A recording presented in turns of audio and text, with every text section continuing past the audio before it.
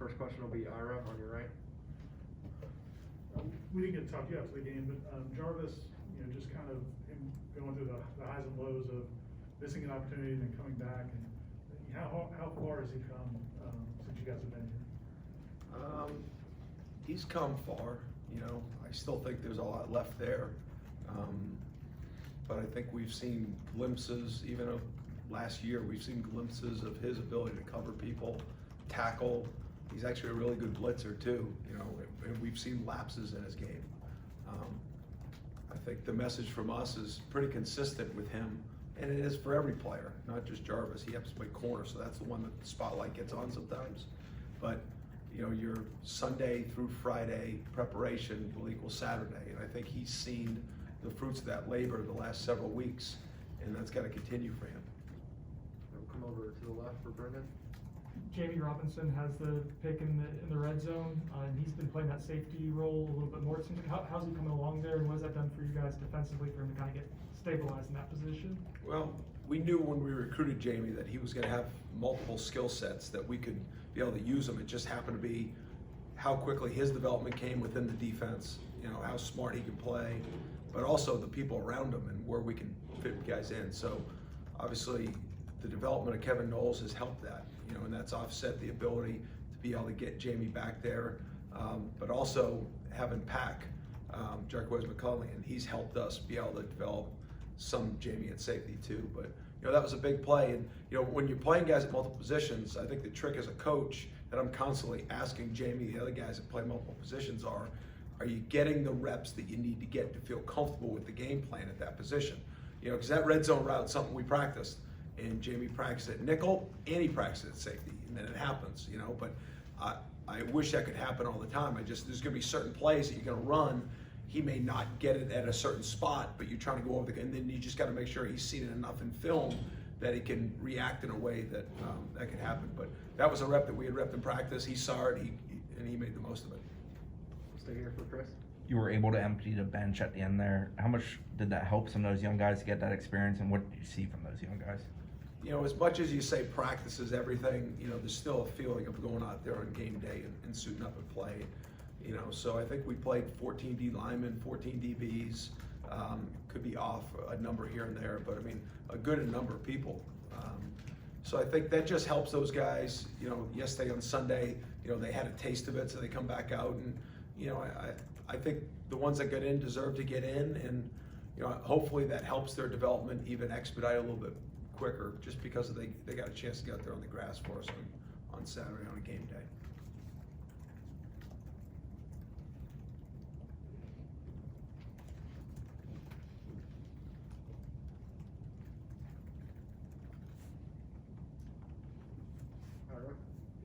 Early this season, it might have been in preseason camp, Coach Norvell made a comment about Jared Jackson maybe being an X factor, a guy that could help out. And obviously, you guys have been challenged a little bit from a depth standpoint. How well has he done, and is he a guy that you guys feel like you can count on him? Jared is extremely physically gifted. You saw him on one of the plays. They lined up in a unique formation that didn't become too unique Saturday. But he played the dive, the quarterback, and the throw all in one play. He's just so big and athletic that I think he's really got a chance to come into his own. I think the development of Fabian and the other defensive linemen around him have helped him. It's just the consistency that he needs throughout the week of the toughness and the grit that it takes to play that position. And at times he's shown that.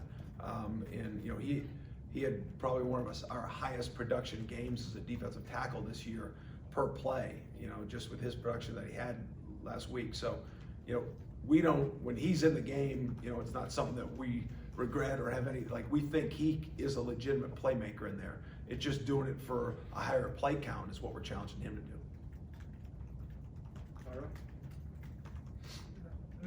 Duke was a young guy, but got in earlier, and you guys are trying to get him in there. How did he do? It looked like maybe one play he kind of got washed out a little bit, but how did he do overall? No, he lost the edge on one of them, but Duke's somebody that we made a decision to play him several weeks ago, and so we're committed to that. Not because we're forcing it, but because he deserves it. He's one of our top corners, and so he's going to rotate throughout the game. We don't question when it's gonna be. I don't tell Coach Wood to make sure you let me know when he's in. Like, I've got a feel for the rotation with him, and you know, he's shown really consistent performance throughout practices. His ability to compete, his coverage skills, you know, he's ready for it.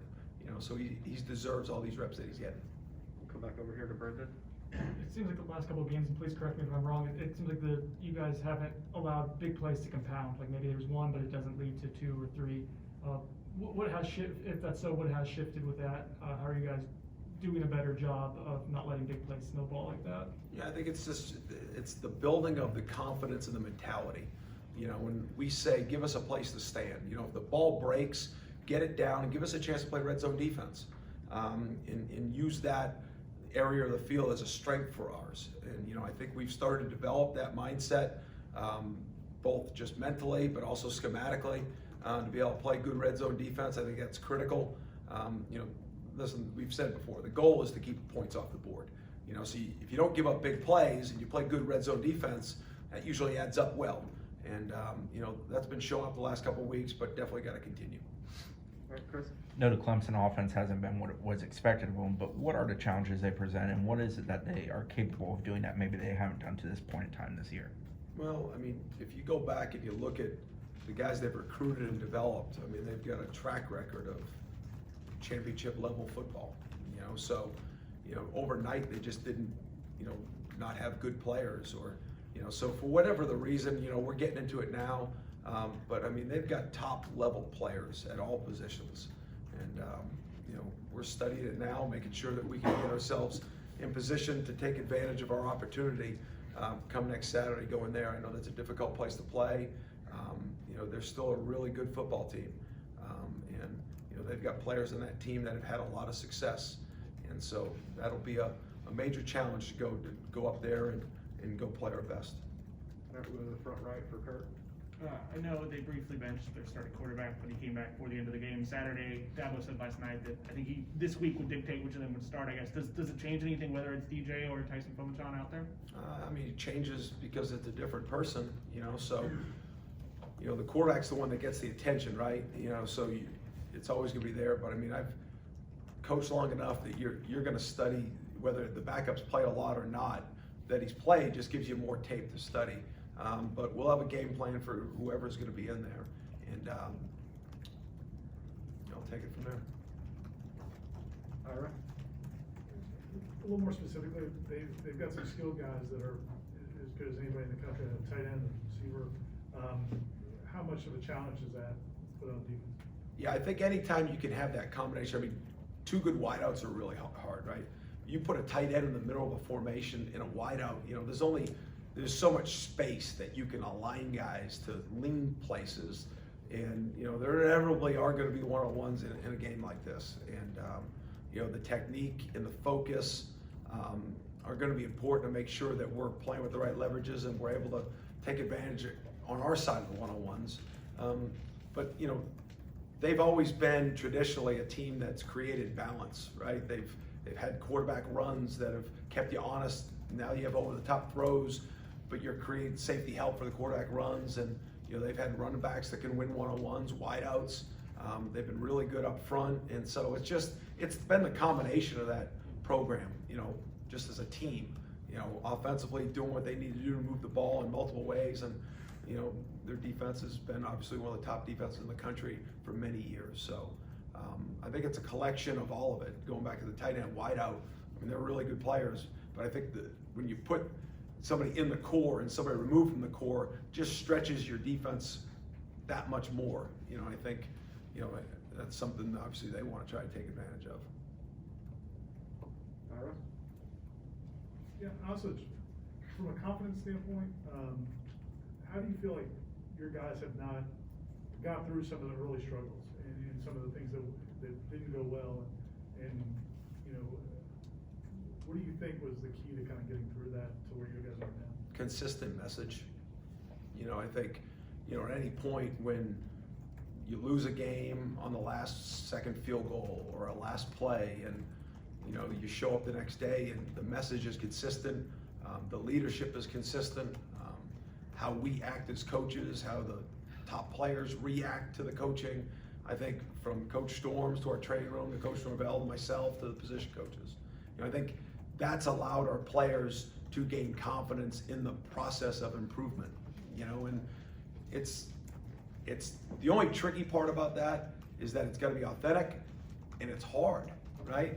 Anytime you get punched in the jaw and you got to wake up and show up again and be even better, I mean, that's not easy for people.